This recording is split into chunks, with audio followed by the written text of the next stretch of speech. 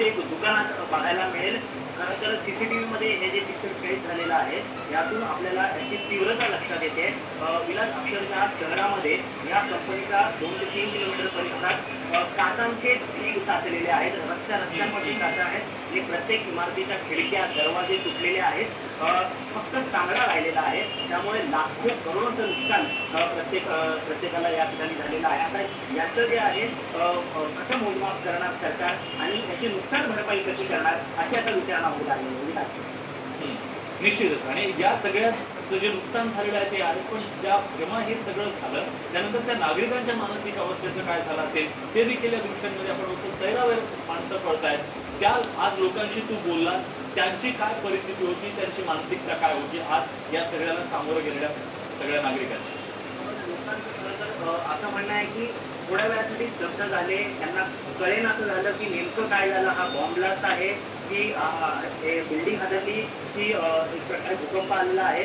लोकांना काहीच कळत नव्हतं. थोड्या वेळासाठी सुन्न झालेले, लोकांना ऐकू येत नव्हतं. बरेच वेळ हा स्फोट झाल्यानंतर अतिशय भीतीचं वातावरण सर्वत्र पसरलेलं होतं. त्यानंतर एकंदरीत परिस्थिती लक्षात आल्यानंतर लोक सावरलेले आहेत, परंतु भीती अजूनही मनात कायम आहे. कारण अतिशय मोठ्या प्रमाणात केमिकल झोन आहे या वसाहतीच्या बाजूला आणि असे वारंवार काही ना काही छोटे मोठे अपघात या ठिकाणी घडत असतात.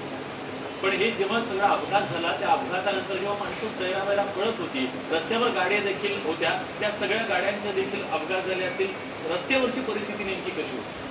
जसं मी सांगितलं विलास, रस्त्यांवरती तर काचेचा ढीग साचलेला आहे. रस्त्यांवरती गाड्या असतील किंवा दुकानं असतील किंवा इतर चालणारी लोक असतील, त्यांना सुद्धा इजा झालेली आहे. जेव्हा एका ब्लास्ट नंतर काचा फुटल्या, निखळल्या आणि त्या येऊन प्रत्येकाच्या अंगावरती येऊन पडल्या. अनेक जण जखमी झालेले आहेत, छोट्या मोठ्या जखमा आहेत. अनेक जण त्याचा उपचार सुरू आहे. परंतु एकंदरीतच पाहता अतिशय भयभीत असं वातावरण आहे.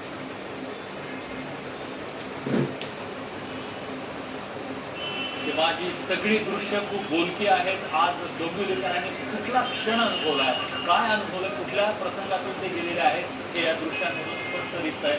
आणि काय अवस्था झाली असेल याचा आपण सगळेजण विचार करू शकतो. ही एक्सक्लुझिव्ह दृश्य तुम्ही एबीपी माझावर बघताय. आज डोंबिवलीत झाल्या भीषण स्फोटात